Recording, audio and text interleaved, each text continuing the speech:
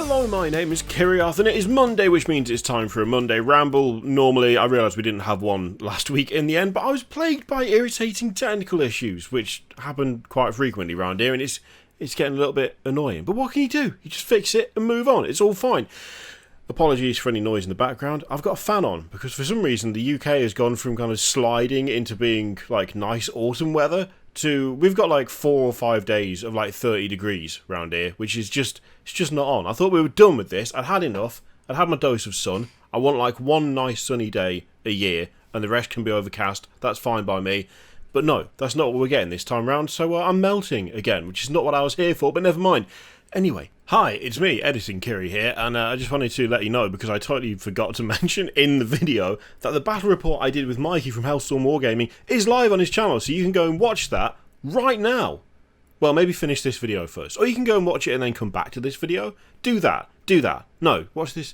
Look, it's there. You can go and watch it. I meant to mention it in the thing, then I didn't, so I'm mentioning it now, and then I'm just going to cut this in somewhere convenient. Actually, probably not convenient. I'll probably cut myself off mid-sentence because it's funnier that way. But just so you know, I'll put a link to it in the description. So, yeah, go do the thing if you want, or wait till later. Either's fine. Let's take a look at what we've got in terms of preview stuff coming up for next week's pre-orders. Let's have a glance. So, this time round, we've got 2 new battle tomes and a whole new show on Warhammer Plus. We should have a little chat about that, actually, because I was under the impression there was going to be a veritable slew of content on Warhammer Plus, and it's not been quite the deluge of new fancy that I kind of assumed it would be. Maybe I was just assuming incorrectly. Well, clearly I was. But what we have got is the Stormcast Eternals and Orruk Battle Tomes. Now, these I could have sworn were supposed to come out before this. Like, the new version of Age of Sigmar was, what, 3 months ago now? I think Dominion was like 3 months ago. And these are the first 2 battle tomes that they've had out, which is it's a bit crazy. That's a long time to wait for the new battle tomes for the new version of Age of Sigmar, considering that these are the codexes that apply to the 2 factions in that box. I don't know whether it's production delays, shipping delays, no idea, but I'm sure they were slated for release before this. I thought they were due out in like August or something, and like early August at that. But no, they're here now, which is better late than never. It just seems weird to me that it's taken so long. So yeah, you've got your usual limited edition version and standard version. So limited edition is 700 copies, so limited, hence the name. So you want to get that quick if you're interested. 76 War Scroll, Jesus. That's a lot of War Scrolls. That's a lot of War Scrolls for the Stormcast Eternals. And again, they do have an entire new range to go with it, so it's not that surprising. And, of course, there is the, it's these as well. Oh, okay, so we're getting the Archers, too. I was going to sing the theme tune to the Radio 4 show, The Archers, but I'm 90% sure that no one would have got that reference. Absolutely no one would have got it. So we have a fancy Stormcast Archer with 2 little Gryph-hounds. I will say the new Gryph-hounds do look cooler than the old ones. The old ones looked maybe a little bit derpy. These ones actually look pretty decent, I think. So we've also got the Masters of the Sacrosanct. So these are from the Soul Wars box set. I thought I recognised these. This is a weird choice to bring these out now. So you got the Lord Arcanum and you got the Evocator Prime. It seems weird to bring those out now because you have this new range of Stormcast Eternals, which have a pretty distinctly different style to these. Like, not totally different. It's not like they look like they belong to like a totally different army or whatever, but they are considerably changed, I would suggest. So releasing these as standalone now, when there's a bunch of other Stormcast that have got a bit of a different look to them, is an interesting choice. I mean, I don't know. Would you necessarily go for these older ones when the newer ones are available? I mean, personally, I wouldn't. I wouldn't say there's anything wrong with them, necessarily, but they don't look as cool as the new ones to me. But, you know, that's just all subjective opinion, isn't it? That's how this works. So, also, there's a Stormstrike Chariot, that's weirdly difficult to say, fashioned by the hand of Grungni himself. This is quite a cool unit. This is a pretty cool unit. Gives me very, I was going to say it gives me very heavy gladiator vibes, but it's just a chariot. That is not the sole remit of that particular film, but still, I do like it. Does a good job of illustrating the difference between the old Stormcast and the new ones, though. I mean, look at the armour on those, and then look at the armour on these. I'm not going to say they look like they belong to different armies, because they don't, but there is a distinctly different visual style there, whilst remaining fairly similar, which is a weird thing to say, I know. It's just an overall kind of... There's just a lessening of all like over-the-top details. Like the shoulder pads aren't as bulky, the chest plates aren't as embossed and carved. They're just so much more almost bordering on realistic, which it really stands out looking at that and then that. Like, it really stands out to me. But you know what? I quite like that chariot. That is quite cool. So there's also the Orruk War Clans battle tome as well. I think this has got, yeah, it includes the Cruel Boys, Kragnos. I mean, it says includes war scrolls covering greenskins of every ilk, such as the swamp dwelling Cruel Boys and even Kragnos. Doesn't mention the other greenskins. it mentions the ones that you know are in there, and then doesn't like mention the others. A weird choice, but sure, you can word it like that if you like. I suppose they are the new lads, and so they want to push that a bit heavier. And you can see one of the previous forms of Orruk, if you will, kind of in the background there. But still, that just I was like, it covers all of them. These, we're not going to mention any of the others. And again, you've got your limited edition one as well, which I assume is 700 copies again. Does it say anywhere? No, it doesn't. I'm assuming it's the same as the previous. That makes sense, right? That makes sense. You also have the Breaker Boss on Maya Brute Troggoth. Again, quite the name to say it. Speed. I really like this unit as well. It's a cool unit, and it's not quite as grim and horrendous to the poor sod who's being master blasted around there, because in the other ones I'm pretty sure there's like spikes on the bottom to stop them standing up straight, which this doesn't have, so it's a little bit more humane, if you will. But I do like that. It's a cool unit. It's very over the top, kind of scary. It's interesting that this Troggoth isn't quite as goofy as the normal Troggoths. There's clearly been an attempt to kind of scale that back for the Orruks to more fit their visual style, which, I mean, makes sense to do, otherwise it would be a little bit... actually quite a bit jarring, to be fair. You still got a whole mess of teeth in that face, though. No consistency in terms of growth there at all. But yeah, that's a good-looking model. This, however, is a better-looking model. I love these beast skewer killbow guys. It's so excessive. It's just a massive, gigantic crossbow thing. Ballista, more like, I guess. The 4 strings on it instead of the 2 is nice. I like that a lot.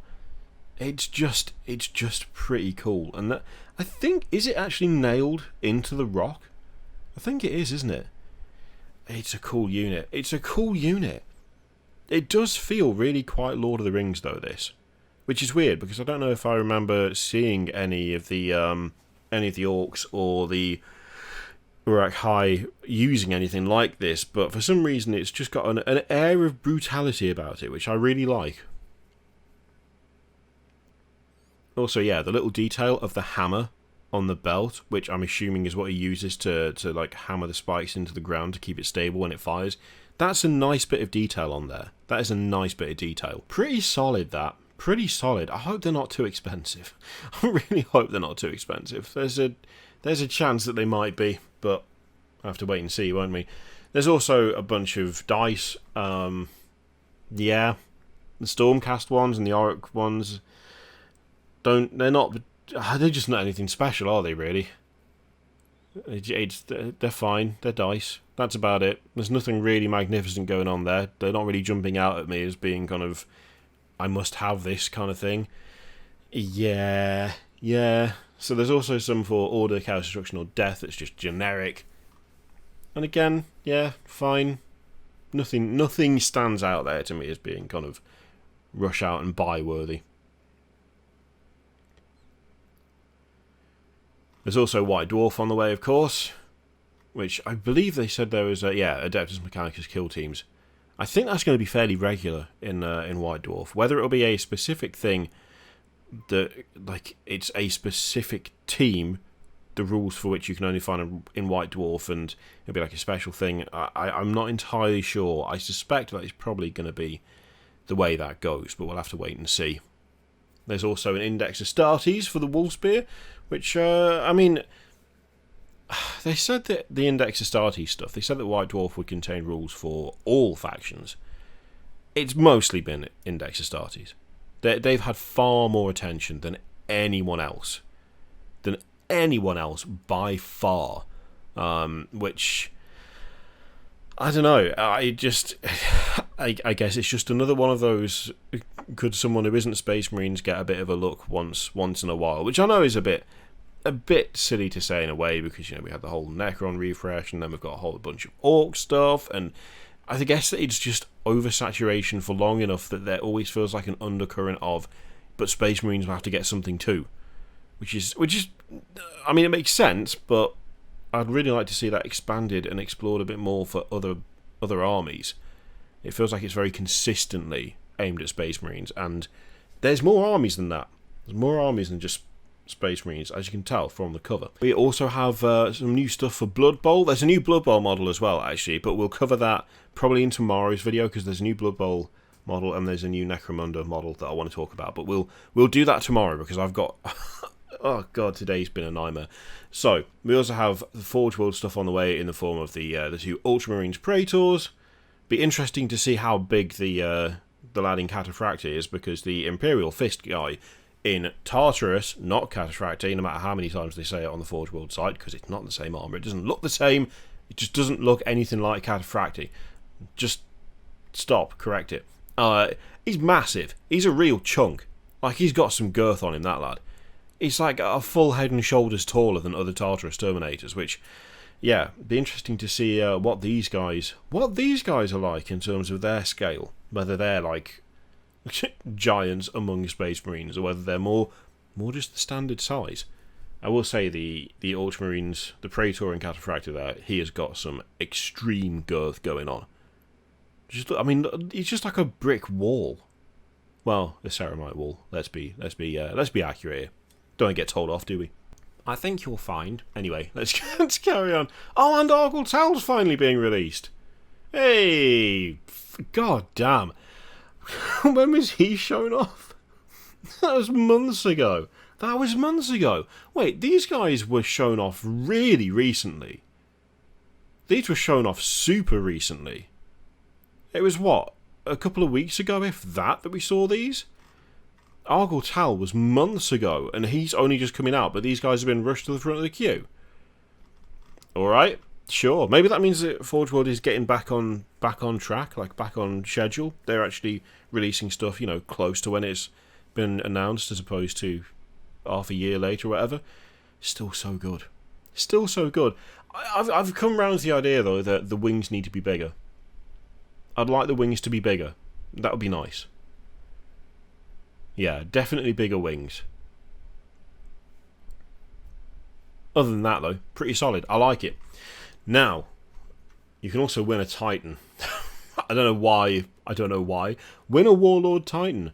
So you can win that. Why are they doing that? I mean, clearly they're doing it because they want to, you know, get more business on Forge World. But still, it's just crazy. It's such a massive giveaway. We'll have to go through that at some point and have a look what's involved for that, because Jesus Christ. So Black Library, we've got a few different things. Double Eagle, we've got, what was the other one? The Knights of Bretonnia one as well, which is fun. A Diachasm book too. Yeah, that's some cool artwork. Yeah, I quite like the artwork on that. Now, in terms of Warhammer Plus, we've got Loremasters. So this is the first lore video that they're doing, which is going to be interesting. I'm interested to see what style they go for, whether it's a talking head thing, whether they go for a bunch of artwork in the background. They've got to do something to distinguish it from the Loremasters we all love. Your Voldemorts, your Lutins, your Oculus Imperias. Jesus Christ, I can't say your name, I'm really sorry. I just lost the ability to speak there. Hell, they can't even copy Major Kill because, well, they wouldn't want to. No, look, this isn't meant to be like some sort of dig at Major Kill, but they wouldn't want to copy Major Kill because they're not going to be doing comedic lore videos, are they? They're just not going to go for that. I can't see Games Workshop introducing its own version of Timmy. You know what I mean? I just don't see that as likely. It's going to be interesting to see what direction they go with it anyway, at the very least. So there's also Wrath of Magnus as well, and more White Dwarf issues being put in, and episode 3 of Angels of Death. So, yeah, I mean, give it 6 months, and there'll be some stuff there to binge. But for the moment, a little bit thin on the ground, perhaps. And then we've got the Hangout and Hobbies, and the Hobby Clinic, and the Hobby Roundup as well. I'm glad they're bringing the Hobby Roundup back. The Hobby Roundup's good. It's a really good way to, for people to get their stuff shown off in, like, official channels. I like that they do that. They should do that more often. It's harder to do, though.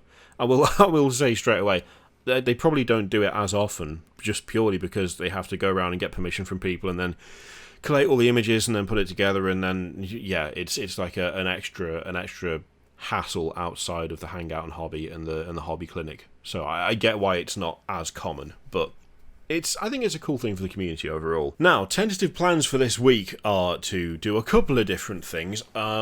Firstly, there's been a load of stuff about 3D printing, right? And I've been doing some 3D printing. I've been making a couple of videos as we speak. Okay, look. So I've printed some cool hellhounds, which I absolutely love. They're great, hideous, brilliant. So I've printed 3 of them. I've got a whole bunch of Bisque Knight Mage Hunters, these lads. There'll be close-ups and stuff in the videos that I do. Don't worry, I'm just, like, flinging stuff around. This lass, which is the most delicate thing I've printed so far, which, I mean, she's come out alright, actually. She's come out surprisingly well, given how tiny and small she is. She's going to go on the base of another model.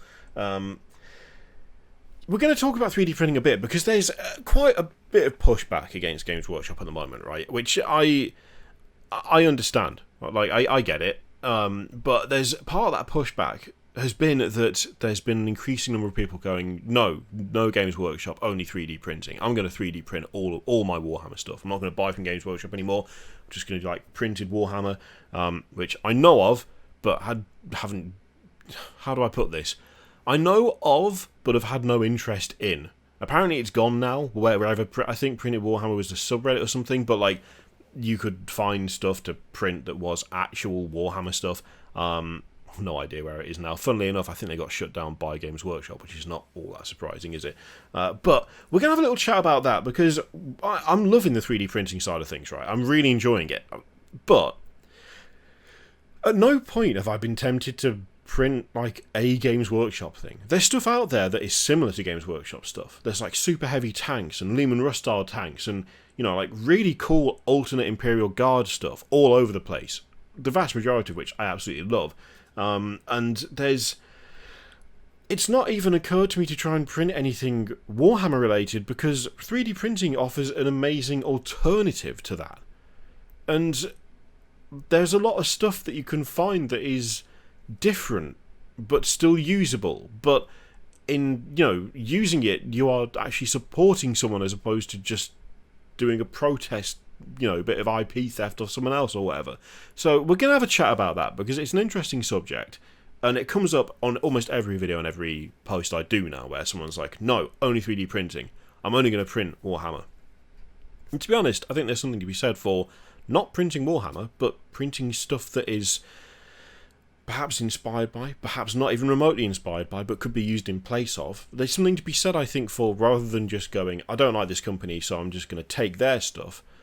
There's something to be said for finding independent creators, independent people who make their own stuff and are selling it for, frankly, super cheap compared to anything Games Workshop makes, and actually actively supporting those people instead.